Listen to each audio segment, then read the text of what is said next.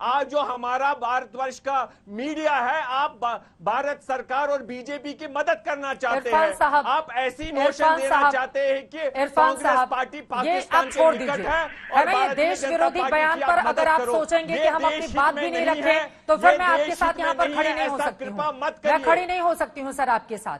लहराता हुआ तिरंगा हर हिंदुस्तानी का सर फक्र से ऊंचा करता है। जब हम कश्मीर में देखते हैं, श्रीनगर के लाल चौक पर देखते हैं, हम देखते हैं वहां पर विकास का काम किस तेजी से आगे बढ़ रहा है, तो हर कोई गर्व करता है। हम देखते हैं जब डोर टू डोर वैक्सीनेशन को लेकर वहां की तारीफ होती है तो ये अच्छी बात है और इस पर आपको भी गर्व करना चाहिए। संगीत रागी, ठीक है सर, संगीत रागी जी। कश्मीर का झंडा क्यों छीना आपने? जम्मू कश्मीर के टुकड़े क्यों किया आपने? पार्टी के अंदर देखिए, कश्मीर के अंदर वातावरण सामान्य हो, इसके बारे में बातचीत तो पिछले 70 साल से चल रही थी, लेकिन 370 का प्रयोग किस लिए किया गया?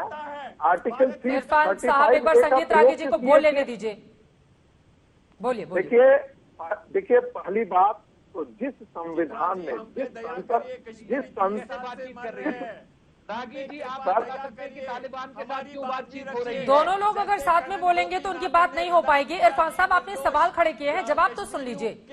सर, आपको मैंने बोलने का पूरा मौका दिया था। इरफान साहब प्लीज, इरफान साहब प्लीज, हमारी स्थिति को प्लीज देश के सामने प्लीज प्लीज। सरकार गिरफ्तार नहीं करेगी, संगीत रागी, यकीन है नहीं करेगी गिरफ्तार। देखिए हमने आपको सुन लिया, मुझे बोल लेने दीजिए। क्यों इस बात की कर रहे हैं? थोड़ा सा अपना चित्रा जी, आपको सर थोड़ा सा सभ्यता का परिचय दें, थोड़ा सभ्यता का परिचय दें, शांति से। इरफान साहब, आपने बहुत लंबी चौड़ी अपनी बात रख ली है, आप जरा जवाब सुनने का भी धैर्य दिखाइए। संगीत रागी, देखिए जिस संसद ने आर्टिकल 370 दिया, उस संसद को आर्टिकल 370 को विड्रॉ करने का भी अधिकार है। 1954 में 35A प्रेसिडेंशियल ऑर्डर के थ्रू आया था, वह संविधान का हिस्सा बना और संविधान में कोई भी चीज अमेंड किया जाता है तो वो संसद के थ्रू किया जाता है, लेकिन वो प्रेसिडेंशियल ऑर्डर के तहत आया था, उसी रास्ते से उसे खत्म भी किया गया है। इसलिए यह कहना कि वो अनकॉन्स्टिट्यूशनल है, ये उनकी बात हो सकती है। पूरा भारत मानता है कि ये कॉन्स्टिट्यूशनल मैकेनिज्म का सहारा लेकर के ही इसे खत्म किया गया। दूसरी बात सुन लीजिए, अरे सर हम पढ़ चुके हैं, मैं पढ़ चुके हैं, तेलंगाना में क्या किया, वहाँ पर इस समय विधानसभा का कार्य, अरे आपको नहीं मालूम है, क्या कर रहे हैं? आपको नहीं मालूम है, वो पावर राज्यपाल के हाथों में है। आपको चाहिए देश हित में बात करना। हम चाहेंगे मोदी जी देश हित में बात कर रहे हैं, हम पाकिस्तान परस्ती की बात नहीं कर रहे हैं। आप पाकिस्तान परस्ती की बात करते हैं। हमारे 70 साल में आपने घाटी में पाकिस्तान परस्ती चलाई है, उस पाकिस्तान परस्ती की 370 और 35A की आड़ में आपने पाकिस्तान परस्ती और जिहाद चलाया है। वहाँ पर जिहाद चलाया है, वहाँ पर जिहाद चलाया है आपने वहाँ पर। कश्मीरियत नाम की कोई चीज नहीं है। कश्मीरियत एक बकवास है, एक लूज कॉन्सेप्ट है। कश्मीरियत नाम की कोई चीज नहीं है। कश्मीरियत का मतलब है कि 3.5 लाख हिंदुओं को खदेड़ देना और इस्लाम का शासन स्थापित करना, निजाम मुस्तफा स्थापित करना, गदवाए हिंद खड़ा करना। अरे कितना झूठ बोलेंगे आप?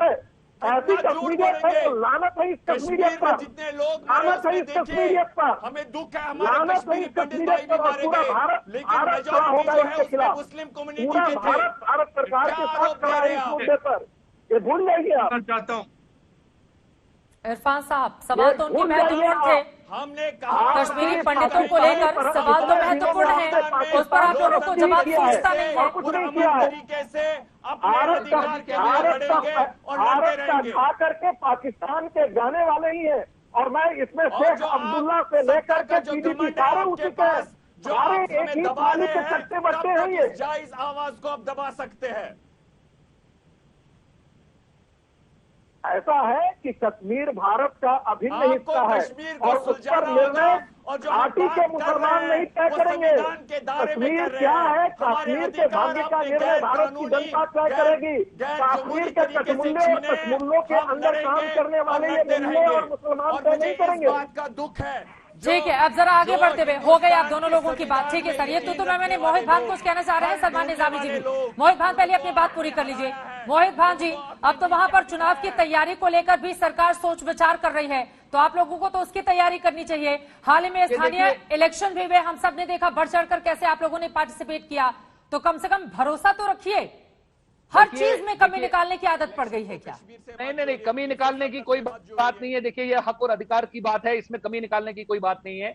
जहां तक कि आपने बात की कि भाई इलेक्शंस की तैयारी हो रही है, जब इलेक्शन अनाउंस होंगे उसके ऊपर भी फैसला आएगा, और हमारी जो उसके अंदर हिस्सा लेने की बात रही वो भी आप लोगों के सामने आ जाएगी। लेकिन आज आपके चैनल के माध्यम से जिसको पूरा देश देखती है, पूरी दुनिया देखती है, उसके पर ये पर्दाफाश हो गया कि कैसे बीजेपी रंगरलियां मना रही है तालिबान के साथ और देश को धोखा दे रही है। और रागी साहब और अपराजिता जी ने बिल्कुल अपने आप को दरकिनार किया इससे, और इसका जवाब देश की दुनिया को नहीं दिया, देश की जनता को नहीं दिया।